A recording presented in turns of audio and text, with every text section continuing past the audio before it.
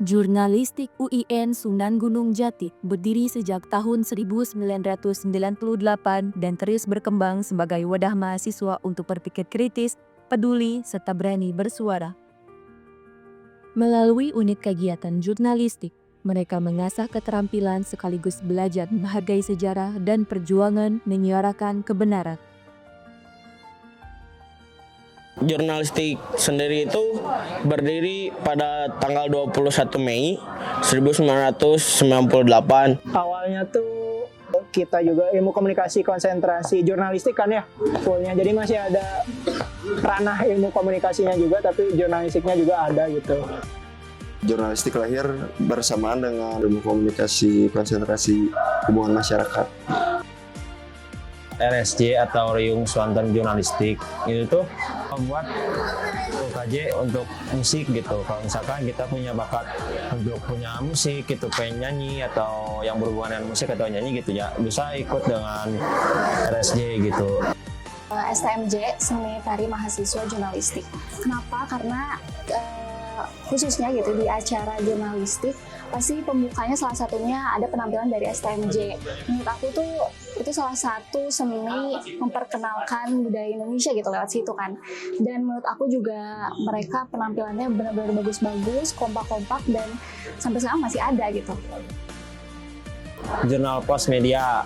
Jadi Jurnal Pos itu wadah untuk kita menyuarakan bakat kejurnalistikan kita gitu. Misalkan kita kedepannya pengen jadi presenter atau copywriter gitu ya, atau desain grafis gitu, bisa ikut Jurnal Pos gitu.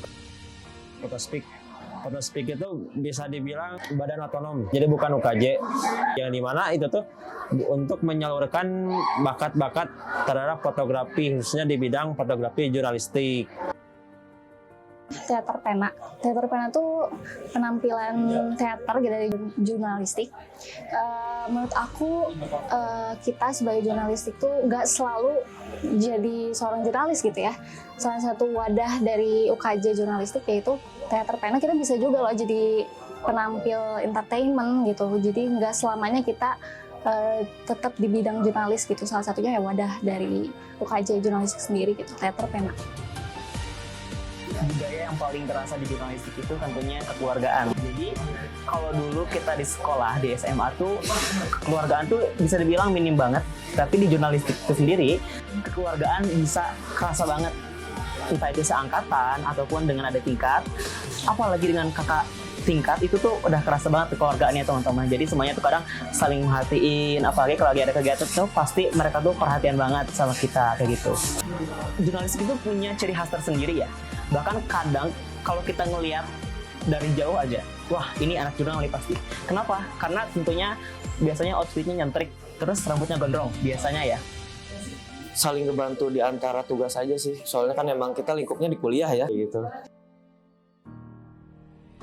Di jurnal itu banyak banget kegiatan yang membuat kita tuh menjadi manusia yang responsif. Yang dirasa sama saya mah lebih pede buat ngobrol kayak gini. Awal pertama kali saya masuk kuliah nggak bisa nih kayak gini, apalagi ngobrol buat apa ya, wawancara narasumber terus yang kayak, dan kita harus liputan ke lapangan sebagai jurnalis ya, itu nggak bisa pisan waktu awal-awal tuh. Cuman semenjak udah banyak tugas liputan, tugas praktek lapangan, apalagi kemarin ada magang juga kan, nah itu disitu latih banget buat apa ya, ngasah public speaking kita lah.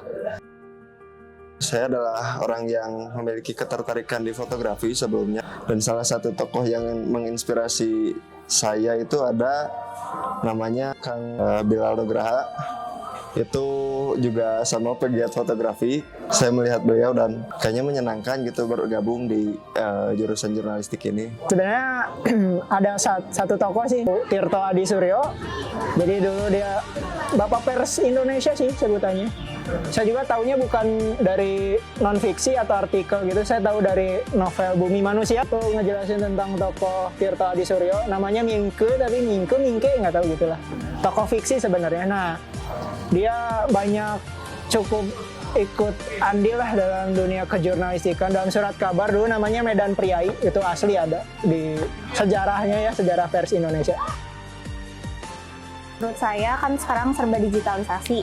Nah, sedangkan jurnalistik itu identiknya tuh tulisan, media cetak, dan sekarang tuh udah nggak terlalu relevan kalau media cetak sebenarnya. Jadi di era sekarang mah jurnalistik itu relevannya sama yang media-media digital seperti jurnalisme online yang di web kayak gitu-gitu, atau enggak kayak di platform media sosial gitu. Kalau peluang di dunia kerja media cetak itu kurang kurang banyak lah sekarang, soalnya media cetak juga kan kurang diminati juga, jadi malah banyak yang di PHK sih pekerja-pekerjanya juga, karena tadi dikurang minat di media cetak itu.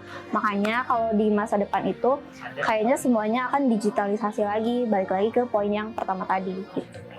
Jurnalistik itu cukup banyak ya, apalagi sekarang itu di sosial media, apalagi di TikTok tuh lagi banyak content creator. Nah, jurnalistik juga bisa jadi content creator karena dia public speakingnya juga dilatih. Selain itu, dia juga bisa jadi fotografer, videografer, kayak gitu-gitu. Apalagi announcer yang misal di stasiun kereta api itu juga bisa, karena kita itu jurnalistik itu belajar announcer juga, announcing and presenting juga gitu. Jadi banyak lah, bahkan bisa jadi artis juga menurut aku bisa gitu.